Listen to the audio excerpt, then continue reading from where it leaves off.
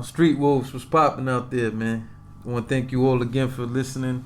All the people who's hollered at me and gave their input, show love. Thank you, man. Thank you for sharing the podcast. I appreciate it. I have a special guest with me from California. Kay from California. Say hello. Feel free. Hello, this is Kay. Alright, Kay. Tell them where in California you from. Well, I was born in Vallejo, California, and I grew up in Sacramento, California, which is the capital. There's more to California than Los Angeles and South Central and Watts. Where I grew up, you can go any direction, go an hour, and you have the beach, you have the mountains, you have the desert, you have the forest. It's beautiful. And then I came here, fell in love with John Jay, and yeah, history. All right, but you're going to have to tell me what made you go from sunny California, right, to come to dirty-ass air. And mean people that are bluntly honest with you. But even worse, though, for the fucked up weather. Like, yeah, I wasn't used to the snow.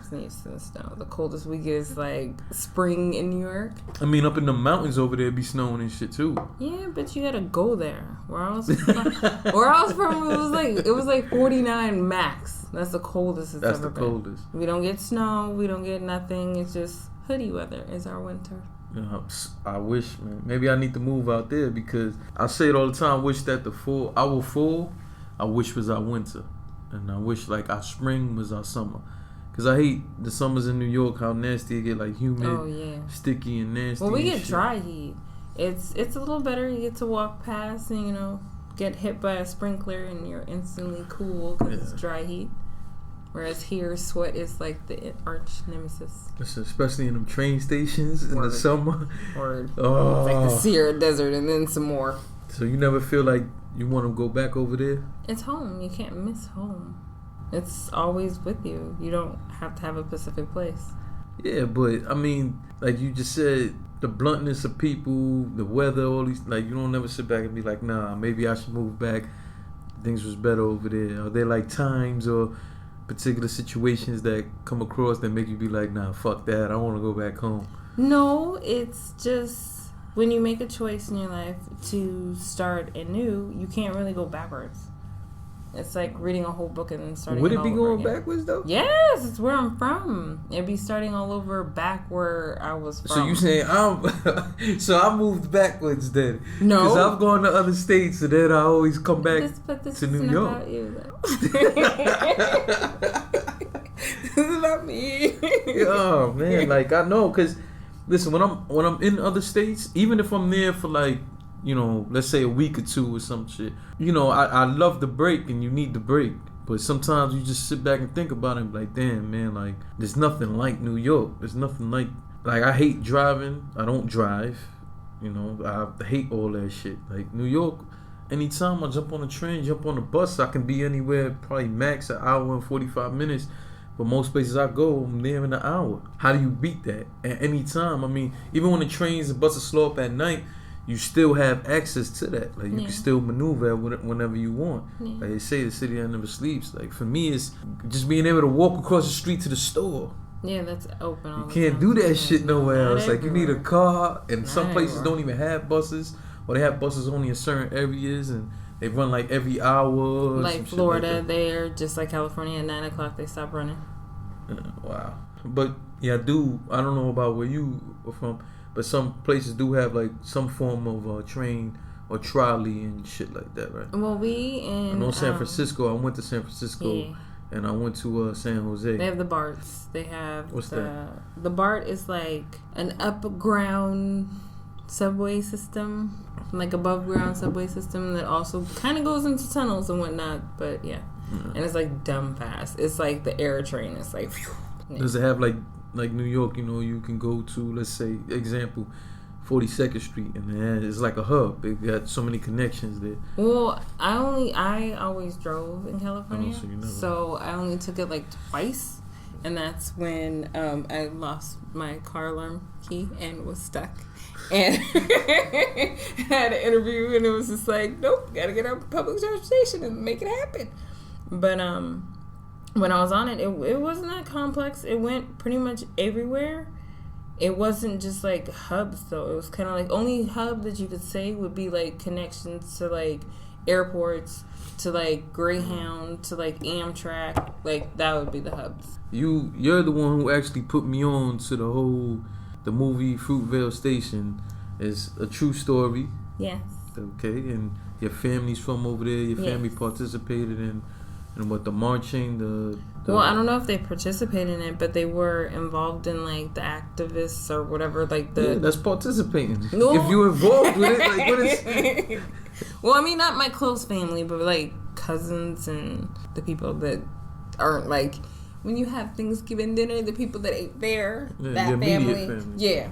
So they were telling me that they're having marches, they're having sit-ins, they're having like just things to bring awareness, because in Oakland it's like a fact or whatever, but so what I've been told, it's like the original spot where the Black Panther was started. All my family's involved in it, so they're very socially aware. So whenever anything happens, it happens to the whole community. It's not just one individual family mourning. It's like the whole block. It's like the whole city. It's like the whole state.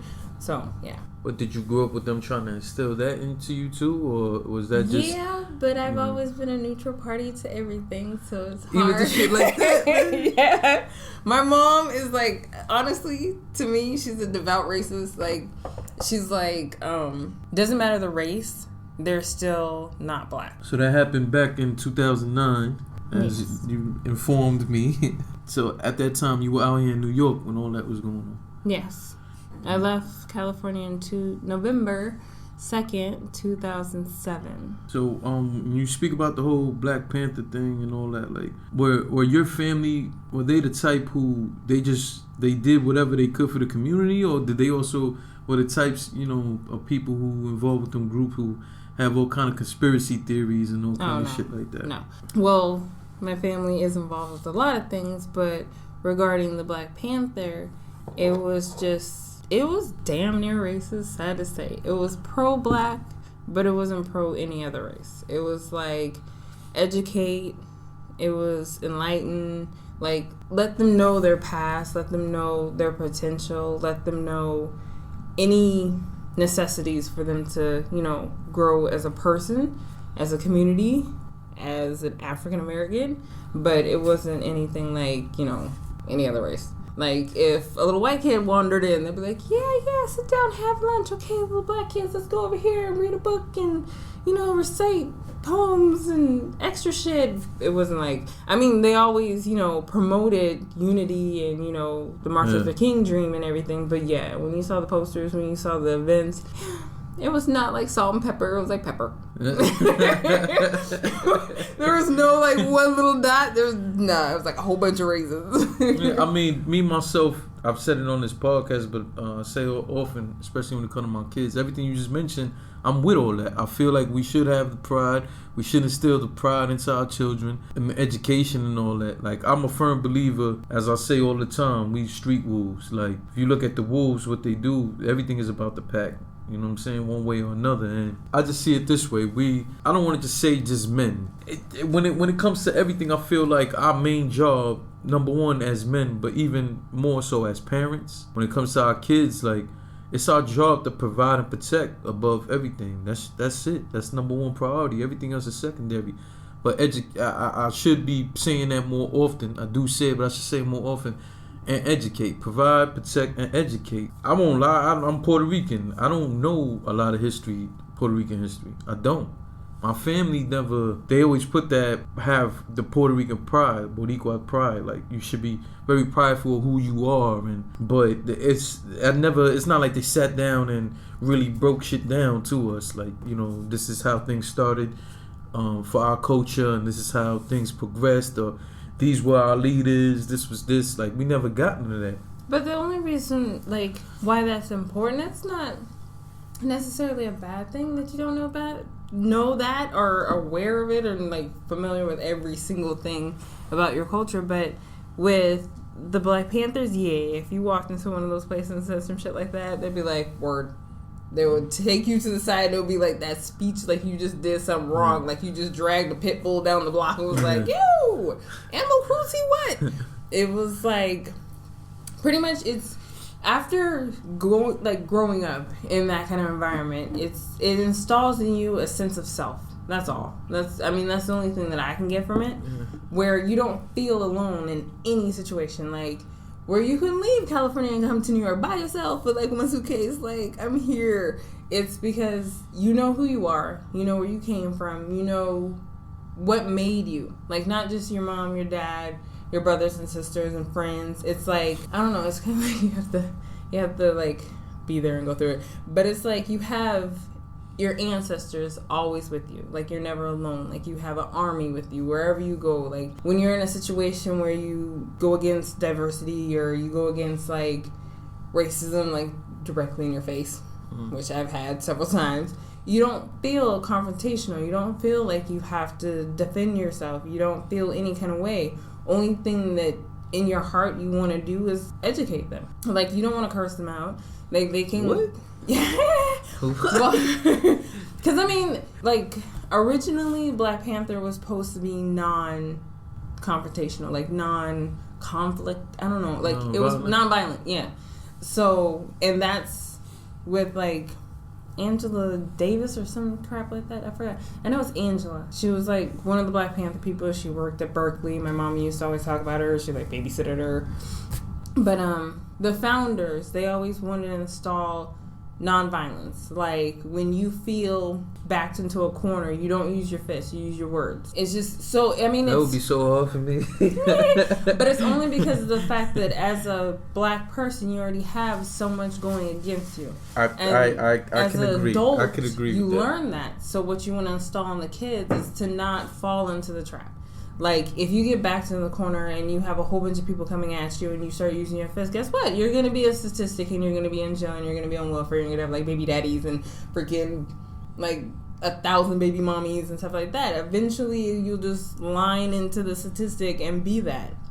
If you go against the grain of what, society labels black folk, then you won't go into the statistic. If you feel threatened, if you feel inferior, if you feel any kind of way where you should lash out, you don't. You do the opposite. Like 41 laws of power or something like 48 laws of power. Yeah, it's kind of like that. You use your mind instead of your hands. Basic principle.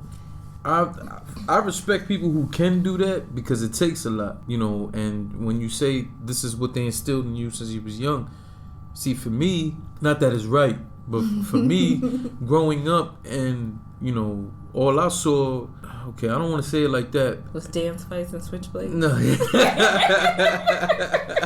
We were going to beat it, dance off, and be like, he didn't have and then the switchblade comes out. No, like, since I was a kid, I've been around violence. It's always a stand to be taken, always, and there's things to be protected. So whether it was when I was a kid around my father, my godfather, and all of them, or when we moved back to New York, it was the same thing. All I ever saw was, I don't want to say all I ever saw was violence, but violence is what got the results. Yeah, but it's immediate, like, problem solving. It's not like an ultimate solution. I can definitely get that, but because you get more backlash from it. Of course. Of course, it doesn't really help. Of course, but I've had my fair share of what can be considered as racist situations, but it was nothing that could ever compare to the original Panthers and all that, the shit that they dealt with. It's certain things that's happened, and I voiced my opinion on it. I couldn't handle the extent that it has happened to our people, our past people, our ancestors and such. Yeah. I couldn't handle that shit. Not being raised the way I was raised. Yeah. Now, had I been back in that time, of course you learn the way it goes. You'll be molded a different way. Yeah. But for me, is when I've had conversations with people, and it's like this. Let me use this example. This is an example I often use to people, which is right now in this room. We're in the studio right now. The studio probably could fit what, maybe 18 people. No, not 18. It probably could fit about a good 8 to 10. Let's say 10 people comfortably. Right? Yeah. 10 people comfortably. So if you was to divide that up and you put a group of Chinese, a group of Indian, a group of I don't know, Guyanese. All right, randomly Guyanese. Random. Put the Chinese in there. Okay, some German dudes, some all of that. If you was to divvy it up, but you put this table that we have right here in front of us, you put that in the middle, put some food and put some money there, and look at everyone, and in our language say, "Don't touch that shit. Don't touch." Now, when you walk out that room, soon somebody gonna get somebody's hungry. They looking at that food, they coming for it. Somebody's looking at that money, they coming for it. And all they're doing is looking around the room to see who's gonna move first, because they don't understand shit I said, or they don't care.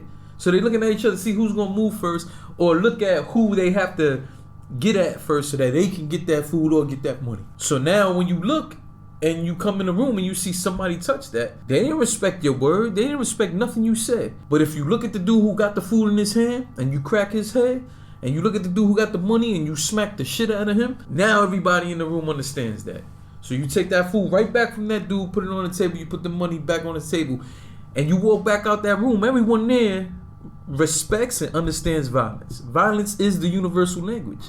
I'm not saying it's right. I'm saying that's how things have worked for me. Like, I've seen that throughout my life, and I became that. So, like, respect is like the utmost for me. I have a major problem with that. So, if I was to be back in them times with the Panthers, and I understand the teaching is to be non-violent and stuff like that, but I couldn't be like them or Martin Luther King. Who first of all, I respect them being able to do that shit, but I couldn't. You ain't running up on me hitting me with no rock. It's not happening. It's not. You're not coming over here talking crazy to me. You're not over here trying to drag none of my people behind no fucking truck. If so, you're gonna have to drag us both, because I can't sit there and just watch that like that. So, you know, I have to say, I think that the way they try to instill it in you, I think is definitely the right way. You know, but not everybody's gonna react in that way. I know I damn sure ain't. It ain't that simple for me. It's not. But is there, you said that you experienced the racism yourself. Can you elaborate a little bit more on that?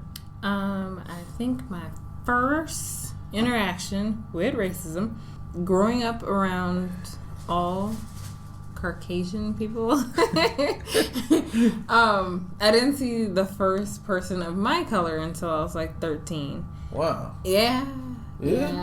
It was a very segregated high school. And not by choice. It was just that it was like one of those, you get straight A's, you have 4.0 kind of GPA, kind of like not Mormon, but it was like a Jehovah's Witness or some shit like that? No, hell no. Oh, it wasn't, you said like, Mormon. religious. I'm like, what? It wasn't religious. It was just school oriented at school, like Ivy League high school. Oh, okay. It was like preparatory schools and stuff like that. It wasn't like Catholic or like, but anyways, and then it's the area that we live. You know, every school district, you can only go to that school if you live in that district. Yeah. So if you live around a whole bunch of mansions, yeah, you're gonna be getting those kids to go to school in limos and shit. Were you one of those kids? Limos? No. No. Did your family have money like that? My that family you went to that was sort of comfortable, school? but Okay. I was always against the grain. Like, I just always, I wasn't, I don't want to say I was against the grain. I was just always an individual. Like, when my mom bought me a car, I still walked to school. When my mom wanted to, like, take us out or something, I ate ramen noodles. Like, I was just... What type of shit is that? I love ramen noodles, but I ain't taking that over no Popeyes or no Red Lobster or none of that. I mean, it was just I love me. BBQs, man. I'm taking BBQs over ramen noodles. I'm sorry. It was just me. Like, even when I was little, I remember my mom asked me if she used to, every year, because my sister was older, she was 4 years older, so every year she would go to Chuck E. Cheese.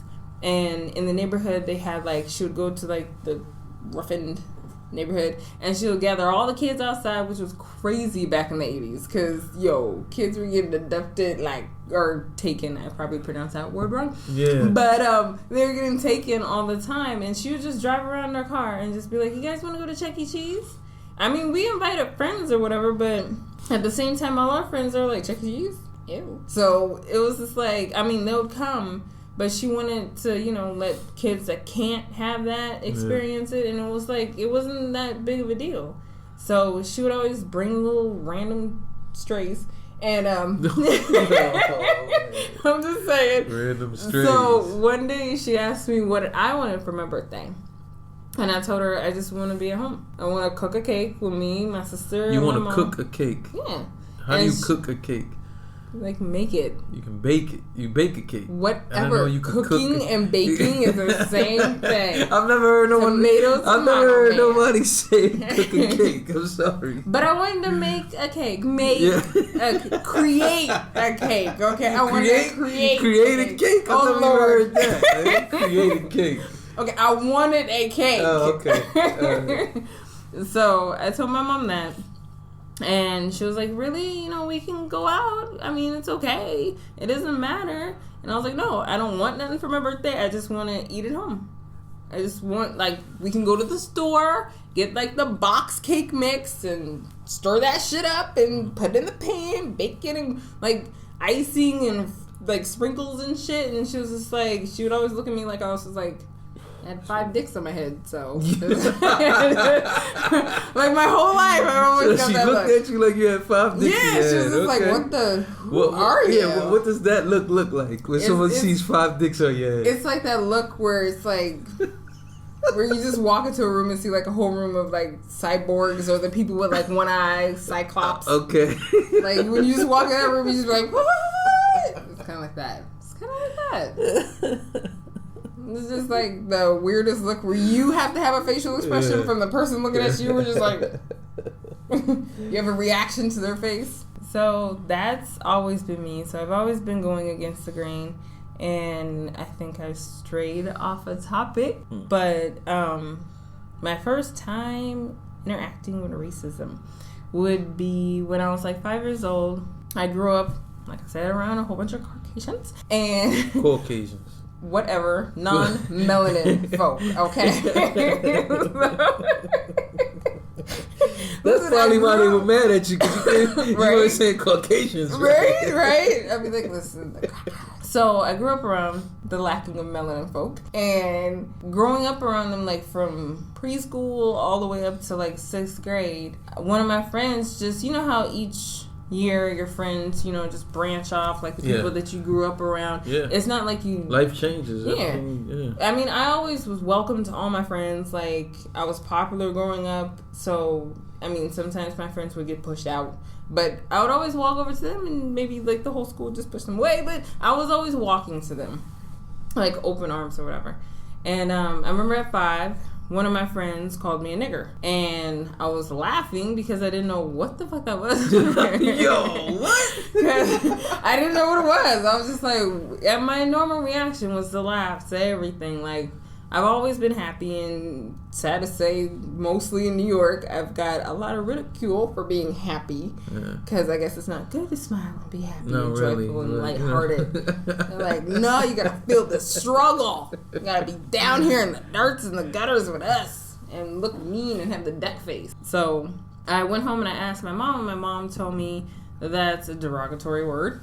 And of course, being former Black Panther, she didn't tell me anything. She just told me that it was bad, it was derogatory, and to look it up.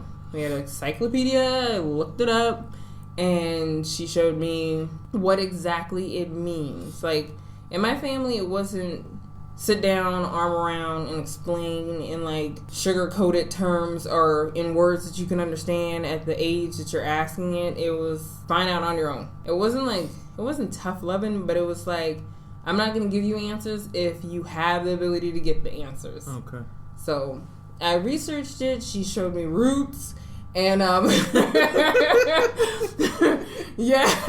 If everybody could see your face when you said that. Yeah, it was a long-ass movie. And I was like, why? What does this have to do with the word? And she was like, if you don't understand, if you don't feel that, after that, it was just I feel like I want to go to sleep. I feel like I want to take a nap because that shit was at an intermission. It was Gone with the Wind. So I understood, and everything that my mom wanted me to feel, I grasped what the word meant in a bad sense. It wasn't you had to fear it. It wasn't in the sense of the most hated word I hate for a female, which is the CU C-U-N-T word. What is that? That's a word I won't pronounce. What word? Because I don't like that word. What word is that? It's C-U-N-T. Write it down. I don't know what that means. Out. I don't know what that means.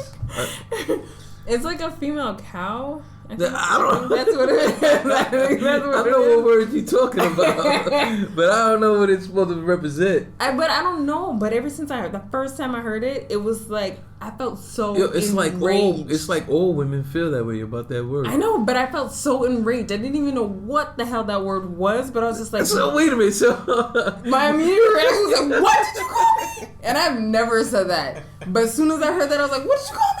I don't know why, but I'm pissed off. I don't know why, but I am. And I looked it up and I was like, oh. And I forgot what the fuck it meant, but just still, it was still this, it didn't matter what it said it meant. It was the immediate, like, in your core. I never heard that word ever before in my life. Like, I had no reason to have a reaction to the word, but just for some odd reason, it was just, whoo, hit that chord. Where it's just like, when it instantly slaps someone. And besides that first time, was there another time when you were young or when you lived over in California that you experienced that racism like that? Well, when I got in high school, the same friend actually explained to me that he couldn't be friends with me, but we were still friends. Like, if something was happening, like, he gave me a talking to. He spoke to me. He was like, so I have new friends now, and, we're going into high school. Like, we met up over summer break, and he came over to my house, and he was like, so in high school next year, I probably won't hang out with you anymore. And I was like, why? Like, why? You got a girlfriend or something? Because I was a tomboy. I had a lot of guy friends. So he was like, no, it's just I have new friends now, and they don't really like you. And I was like, have I met them? Did we go to school together? And he was like, that's crazy. Yeah. And that is crazy, and he's a pussy for that. But I mean, I respect him because of the fact I don't respect him. First of all, I could respect that you saying, he came to you and he spoke to you straight up about that. I can honor that. I'm a fan of that. Even if I don't like something, I'd rather somebody come talk to me about it than to do some real punk shit or be behind my back talking. But it still don't change that. I would respect him when he goes, look, next year we probably not going to be that much of friends because things are going to be different. I'm going to be around new people. We're going to be in high school. Things are going to be way different. I can honor that. For any other reason, no.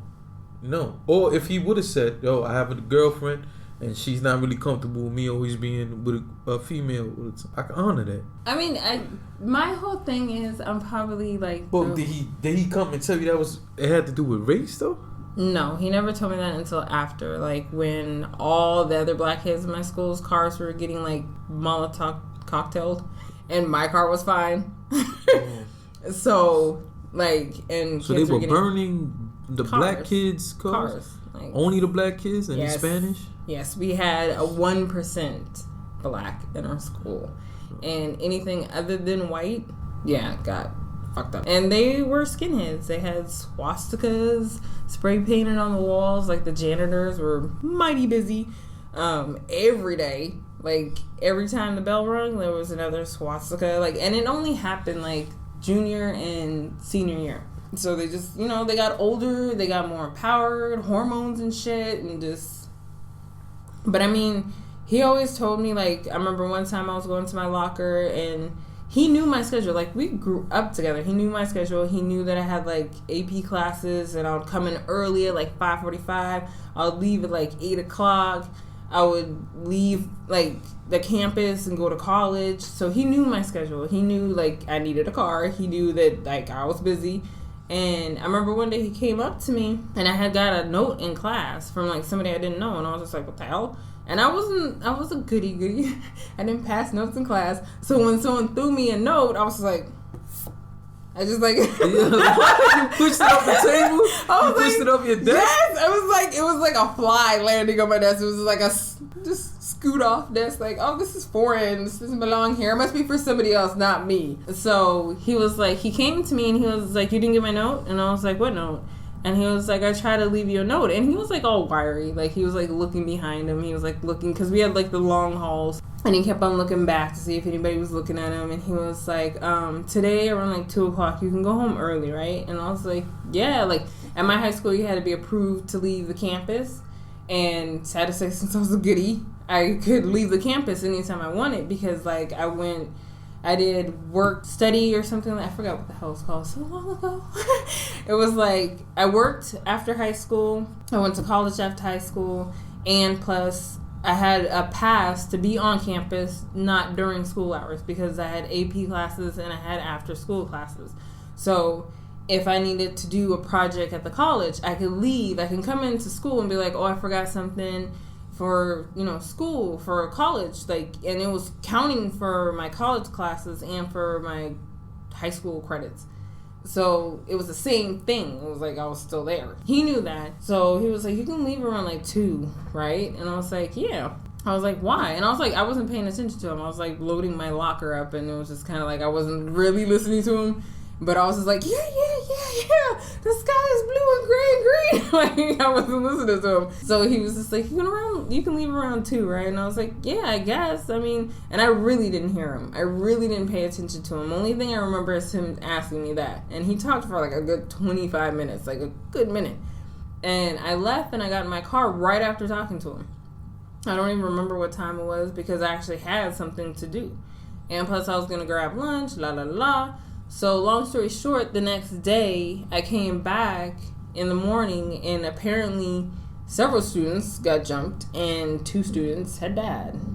Like, they died? They died. They got jumped in the quad. They took all the 1% of black, which was me and 2 half-halves. They were like black and white kids, but they looked more white. They just were white with like the curly hair. Like Italians on the East Coast kind of look like they're but they're like so proud. They're like, I'm black, my dad's black, or my mom is black, or they're like half black and I'm half white, and just like, yeah, you're like 2% black then? Just, yeah. So that's the only time that I really felt scared, like threatened by someone's belief, like that it could actually hurt me. But at the same time, it was, in my life, I've always been sheltered, sad to say. I try not to be, I try to experience life, but somehow, some way, God protects children and fools. So I must be in that category. I ain't even gonna lie, I'm shocked to hear that. And one kid was like 13, the other one was like 16. And they they're young and they were scared. I mean, all right, it's like if you're in high school and you're just like sitting in class and they literally walked to the classroom and dragged them out. It wasn't like at lunchtime or anything like that. And then the teachers said shit? Or them teachers be feeling that same way? Yeah, see, it's a white school. Them teachers was like on that bullshit? No, they weren't on it. In white schools, what they do is, you ever notice how like white kids can tell their parents, fuck you, bitch? Yeah, same thing with teachers.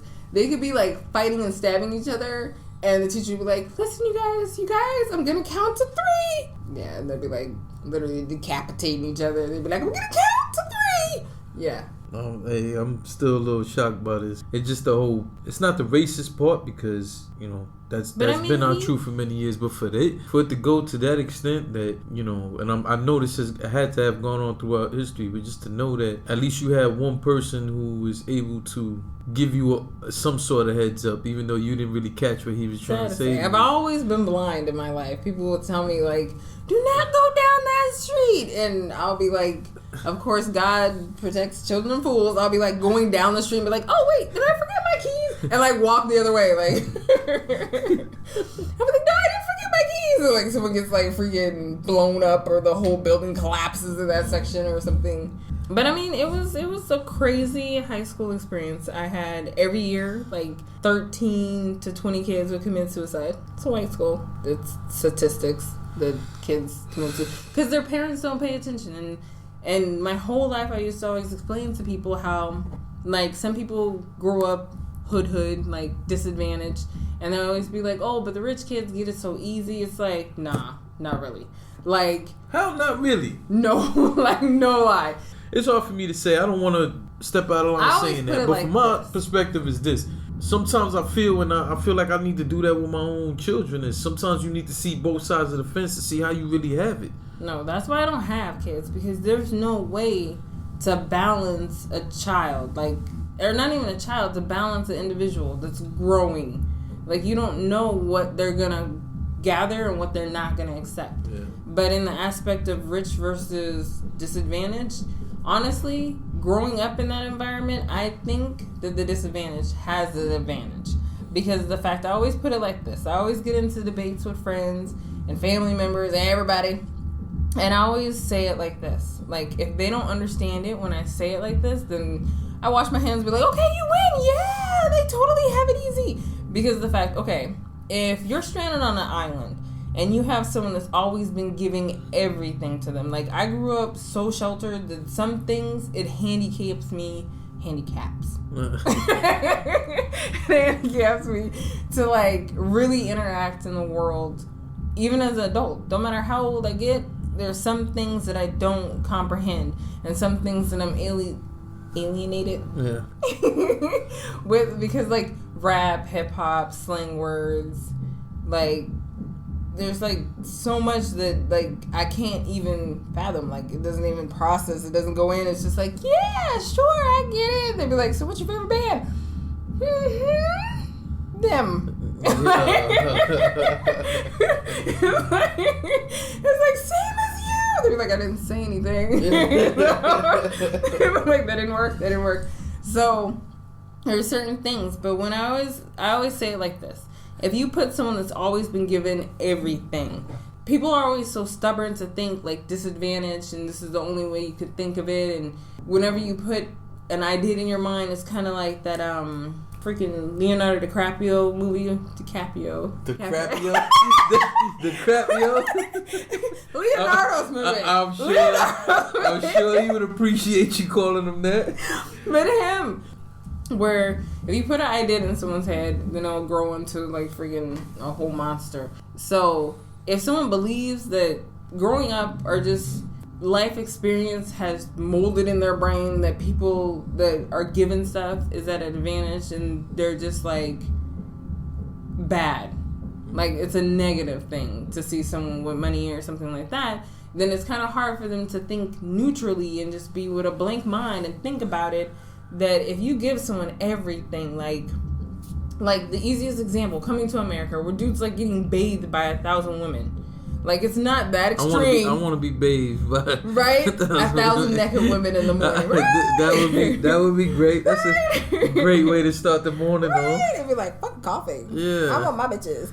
But whatchamacallit, just imagine that. Imagine someone that's always, since birth, since vagina to death, has always woke up and been bathed. And you all of a sudden tell them there's nobody around. Like a zombie apocalypse situation. Nobody around. And you tell them, bathe yourself. But it's the parents' fault also, because you're giving them anything. There is no telling them no. You're not telling Becky and Bobby no. No, you know what it was? Or making them earn it. You know what it was? It's, okay, this is the problem. But it's really hard to explain. But, okay, growing up, when people always talk about tantrums and kids being... I don't know anything about kids. I don't got kids, so I don't know about kids. But I know me as a child. I never had tantrums. I never, like, cried and acted out or anything like that. I was always a quiet, weird little Wednesday type of child from the Addams Family. I was always quiet to myself. I was like that kid that my mom would take place and she'd, like, push on the back and, like, go, just take your ass over there, just meet somebody, talk. But I was kind of like that kind of kid. And growing up, I remember my mom used to always, one thing I noticed, different from my friends and people that I may date that has kids, is that in my upbringing, the problem is that I was given everything. Like, I never wanted, like, when people say want for not, I never wanted anything. Like, when you go into a store and kids be like, I want that, mommy. I had 5 of them at home. Like, I was just like, can we go home? Can we go home? I would, like, make up reasons to leave. Like, I gotta pee. And she's like, oh, you gotta pee. All right, let's go. We gotta pee. So it was kind of like that. I never had tantrums. I never had to lose control, lose my mind, and have, like, scenes and shit. For some odd reason, my mother never told me no. And that's another thing that hurt me growing up. I remember the first time I heard no from somebody, I think I was 22. What? 22? 22. That was the first time I heard no. Honestly, I don't know what kind of situation was, but I swear to God, I started crying. Like, it felt like someone had cursed me out. Because I knew what the word was. I understood it. It was, like, not kind of, like, foreign to me. But when they said it, it kind of sounded like what it was. They're denying me something, and I've never been denied something. So it was just like, it was like them saying, you can never, ever have this. Specifically you. You there? Never. This thing that you want? Nothing. No. Everybody else can. Matter of fact, we're going to give it away for free. But you know. It was kind of like that where they singled me out. And it was like a mixture between an anxiety attack and freaking like depression in one condensed. It was just like I literally started crying. That was different for me. I heard no all the time. Yeah, not me. But okay, so with the whole advantage from disadvantage is I always say if you put them on a desert island. Deserted. Deserted. It don't mean the same shit. Deserted. Okay. Isolated area. There we go. Great word. But okay, if you take away all the resources and you have someone that has never had, I'm not saying, you know, whatever, never had to like have lots, many, and you ask them to function on their own. You fucked up. Who's gonna survive? No, listen, who's gonna survive? Listen, I'm the number someone one that's advocate always for been saying doing it for themselves. I'm happy about how I was raised. Those stories where they be like having a crack mom and they have to take care of the brothers and sisters type shit, and they wake up in the morning and from age like since diapers as a baby kid go in the kitchen to make your own cereal type shit, like, and then you have a kid that's had a nanny, always had someone right there, never been by themselves ever. Like taking a shit, there's someone. Billy, you okay? You're right. It's been 3 seconds. No, are you okay? Billy fell in the tub. Right? Or the door's fucking open or some shit, and they're having a full conversation while shitting, eye contact and everything. Just smell the flavors. Like those kind of situations, and they don't have anybody. The first thing they're gonna do psychologically, they're gonna fucking break down because of the fact that it's like. They don't know what to do. Literally, they do not know what to do. And the same thing with my friends that, you know, passed away in high school. Like, everybody didn't understand. I remember the last year in high school, they tried to do this new little program. Bringing in, I don't want to be mean, like rejects or like the continuation kids. But the kids that were problem students that spent a lot of time in juvie and we're working on things. As a child, they're working on shit, which was amazing. You're a kid, like, what do you got to work on? Go to school, go home. Like, why is there a challenge there? There's already a plan. There's a structure. You just go up the steps. That's it. Like, why are you? Like, but it was weird to me at that time because I didn't understand, like, why are they having problems? Like, why is this challenging? Like, why do they have to come into our school? And then worse yet, I mean, a lot of parents were, like, you know, trying to boycott and, like, fight against it because of the fact that it did lower our standard of education because we had some kids that was in there that was, like, fucking seniors and they didn't know how to read. Where, you know, that kid, you know them kids in class where they'd be like, okay, you read, we're going to take turns. And you get to that one kid. Yeah, he was always that kid that got transferred in from the other, literally the other side of the train tracks. There was like northern Sacramento and southern Sacramento, south side. Yeah, literally. The one that took like an hour and 45 minutes on the bus to get to our school. Yeah, him. Yeah, it wasn't because of the long commute that made him take about like 45 minutes to read like 3 sentences. Like 3 sentences. I shouldn't be laughing, man. He was like, and then he had to like think about the question when the teacher was like, okay, now you read the next paragraph. I was like, were you following along? Do you need help? Do you want me to point it out like church? Like, we're on this section, sweetheart. Like, it was just like, and I always try to be nice. I always, you know, flip it open and be like, right there. That's where we are. See that color picture underneath that. Don't read the caption underneath the picture, but the actual paragraph, the black words, read those. And, you know, he would always start off with that little, me? I'm like, no, the nigga behind you, the wall. The class pet, actually, we want you to read. Are you available? Like, no, you. And he was like, oh, you want me to read that? know that other thing from last week that you never read either.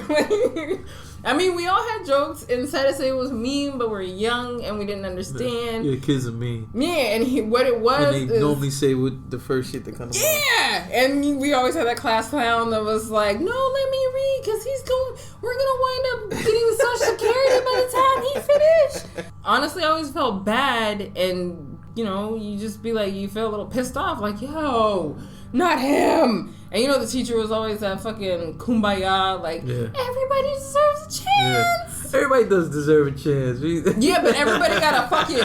when you have that little thing where you create a story in the campfire and you be like, okay, so it starts off, Becky's walking down the woods, and the next person's like, oh yeah, she like sees a bear. And then you have the dumb fuck, and there's a river. Which is like, throws this shit off. You'd be like, wait, she was walking through and then what? Like, where's the river? And then you investigate and try to like get sucked into the ignorance. You have those 2 minutes of your life you can't get back. I agree.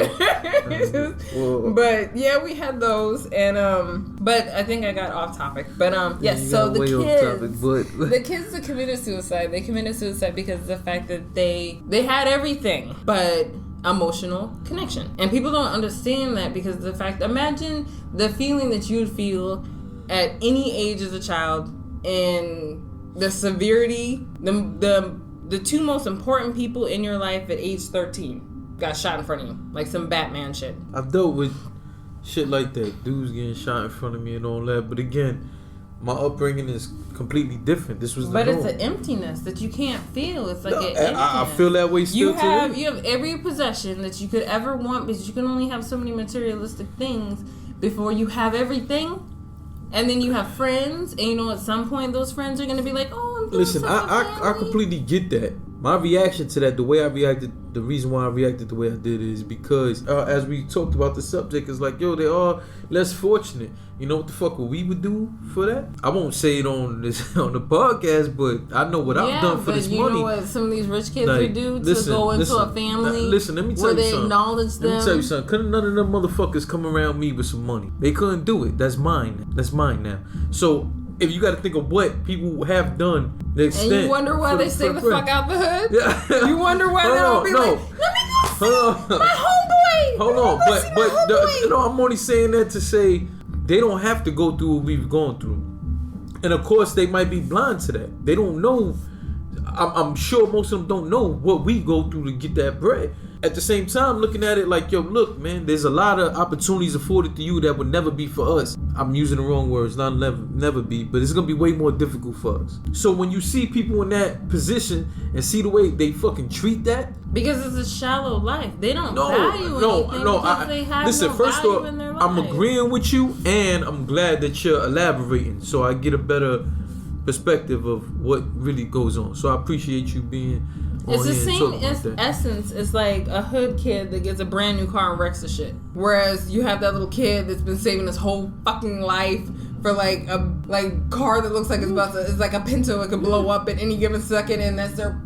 That's what happens in the hood all the time. It's like they're everything. And they just want all their friends to come in and they're like, I'm not riding that shit. Yeah, man, like life insurance. Yo, look, man, I'm looking at these dudes and I just feel like, number one, I feel like suicide is always the easy way out. Because they don't have. Yeah, but look, I won't fully get into all of it, but like all the stress I went through as a kid, my pops was in jail, my mother was really sick. I know what it is to have to be responsible for kids when you're a kid. I know what it is. So when I look at all the struggles I've gone through, whatever, and it's not just me, it's gonna be millions of people around the world who come from poverty, and they sit there and they see this shit and say, yo, this how the fuck you act when things are just being handed to you? You're gonna go and commit suicide, whatever. Again, I'm not knocking them. Hold on, I'm agreeing with that. I'm saying I'm not knocking it. I'm saying my perspective and the way I look at it and the way other people look at it. I'm not saying there wasn't a bigger issue. I'm not gonna rule that out. I'm saying when you hear that, you're not thinking that. Yeah. You're looking at it like, yo, motherfucker, what was so bad that you went and you committed suicide when you ain't gotta go through what we go through? Yeah, but it's like, if you have a negative environment and you have negative forces or whatever the case may be, at least you have something. When you don't have anything, Like when it's yeah, they have everything around them, they have people around them, but mind you, when you actually look around and you see, like I had one of my best friends that passed away. She did kill herself. She never seen her mother or her father.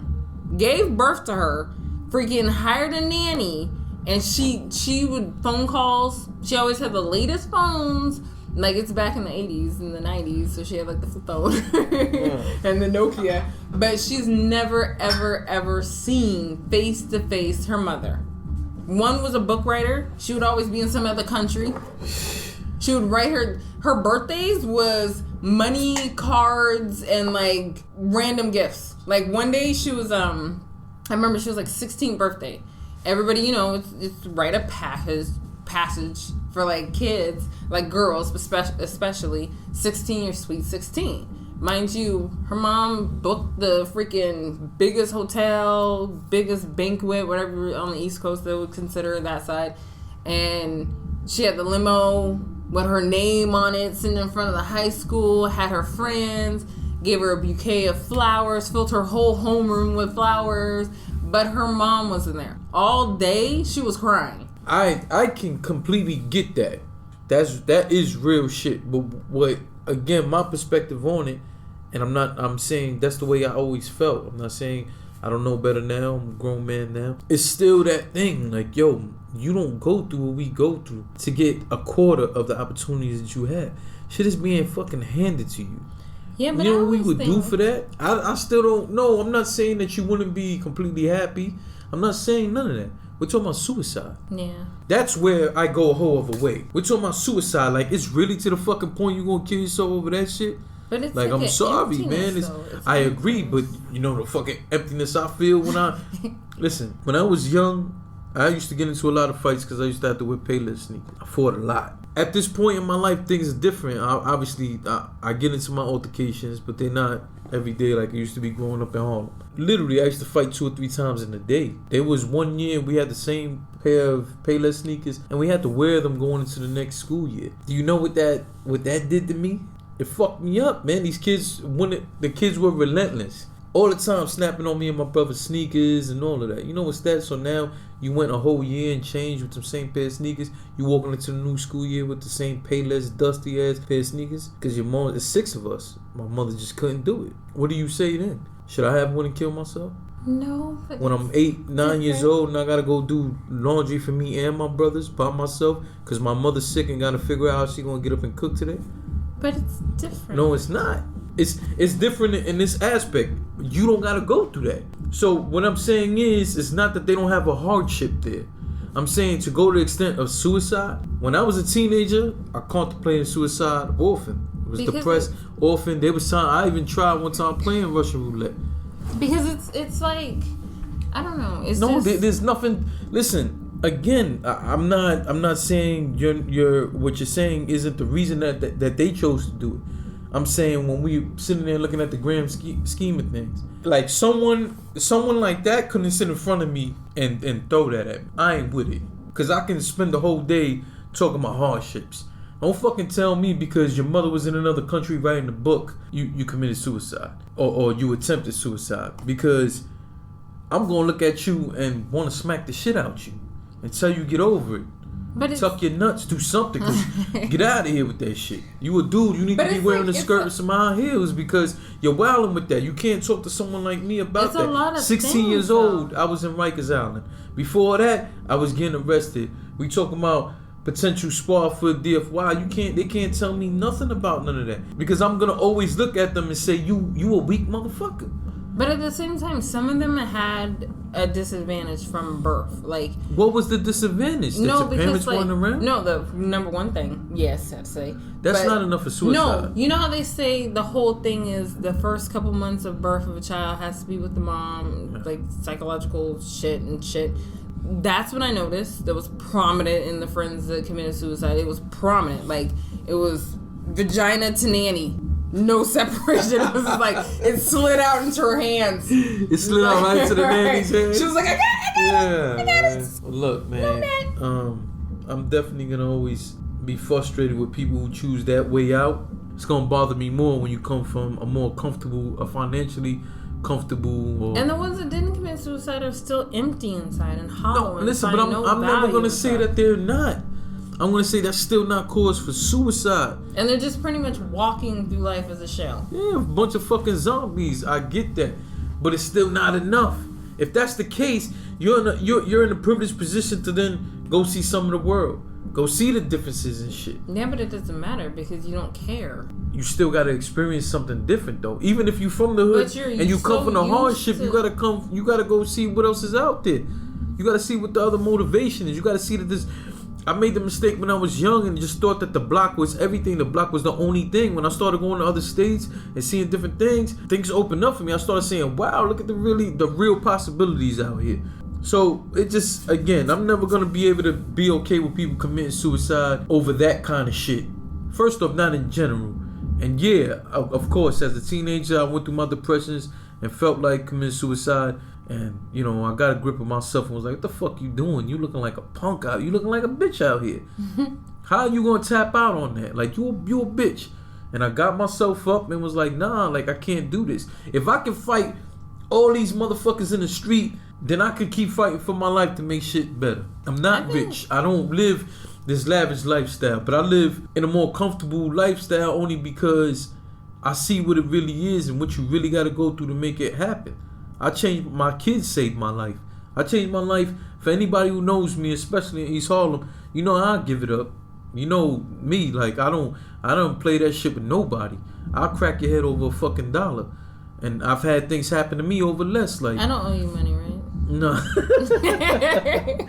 Because I gotta make some phone calls. Say goodbye to some people. It just, I realized what it took, and that there's a lot more out there, and that goes for everybody, whether you're privileged or not. There's more out there. I hope anybody who's listening to this understand that it's way more out there.